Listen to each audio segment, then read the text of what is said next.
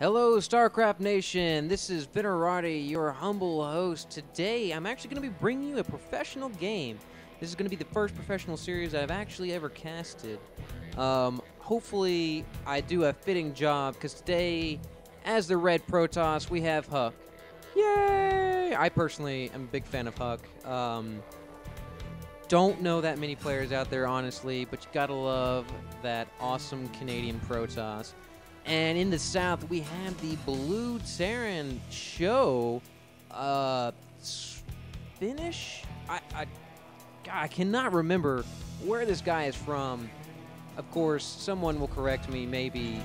And yeah. So this is actually a best of 7 from the NVIDIA Gosu Gamers King of the Hill #3. And, of course, we got a lot of chatter going on early on in the game talking about the Doritos, not Doritos Cup, but the Doritos Pro Gaming Combine they're going to have during October 15th through the 17th in D.C. Totally jealous for all those who do get to go. Unfortunately, I have to work and go to school, so I cannot go. But apparently Huck is, and SjoW isn't. I don't know what's up with that. But, of course, we have our guys doing their openers here, and we have Huck running around the base, checking on SjoW, seeing what he's up to. Of course, we know Huck loves to do a lot of harass early on. And, of course, you know, he's sparring with this SCV up here. The shield is playing a huge part with these probes early on. Because once you, I don't know what the duration is, 5, 10 seconds, something like that. Once you get the probe out of harm's way, the probe will start recharging its shield and basically become a brand new warrior. And boom, you see a SCV blow to pieces right there. And of course, his little buddy's there trying to avenge his death, but give up in a half-hearted attempt. And we have Huck retreating back with his probe, getting a kill, which is pretty boss for a probe. And we have a Marine sitting up here watching the ramp. And, you know, this early on, you're really not going to see much unless you've got a some sort of cannon rush, but you really don't see it that often up on this level. And, of course, we have Huck sitting here chrono boosting out his economy. So it's going to be interesting to see what Huck chooses to do in the early game unit-wise. If we see an early expansion, and I kind of doubt that on this size map. We actually have him chrono boosting out a Stalker here to ward off any sort of early Reaper attack. Of course, early Reaper attack has been set back a little bit timescale-wise. Of course, with the patch coming out, Reapers do come out 5 seconds slower. I'm not really sure. I slacked off and didn't read my patch notes, so boo on me. I've got school and work, so bite me. Anyway, we've got another rack coming up, and it's going to be interesting to see what kind of build we are going to see. Whether he is going to get a reactor, so we're probably going to see a good mix of Marauders and Marines from SjoW. And this Reaper is going to go outside and see what's up. We do have a probe occupying the tower up here to kind of give Huck a good field of view, which, of course, Protoss already get a great advantage with that with the observers. Because, you know, observers, always cloaked, air units, if you do it right, I mean, they're really hard to kill. You're going to have, as a Terran player, you're going to have to scan and hunt them down with Vikings, which, of course, the SjoW is not really, yeah, he's got a factory coming up, so we're not going to see any Vikings. So Huck is going to have, yeah, he's chrono boosting out an observer. He's going to be able to see what's going on and be able to counter whatever SjoW is going to bring out, which right now it looks like he's doing a Marine Marauder build. We have 2 Marines, and let's see what kind of unit composition we have going on. Huck actually pretty far ahead in probes right now. His 29 to the SjoW's 23. As we saw earlier on, Huck chrono boosting out his economy, so don't know if Huck's going to go for a little bit more macro than the SjoW, maybe an early expansion here. Of course, we didn't see any sort of walling off in this tiny little gap, which is pretty awesome.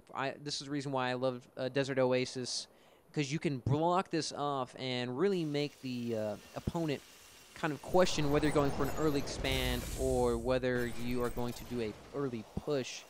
And, you know, you're going to have to waste a scanner sweep when you could be using that for a mule, which, of course, mules really do pump up the economy. So let's go ahead and look at the income. Huck actually behind on the income right now.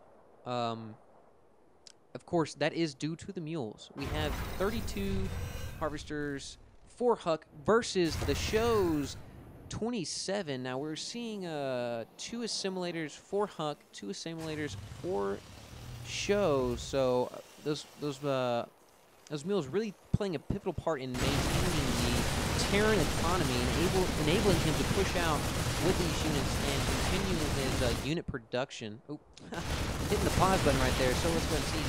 Oh, we actually see Robotics Bay coming out. So we are going to see Colossus on the field, which are great counters for this Marine Marauder ball. They just kneel over and die and burst into flames with those Thermal Lance Colossus coming through there.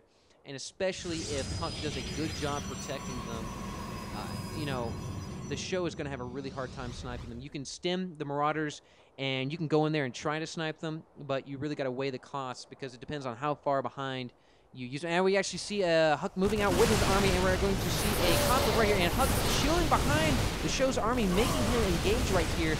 Huck is going to be able to pick off these units and focus fire on them. Of course, we see the SjoW moving behind the force fields right here and disengaging because he would have been torn to pieces.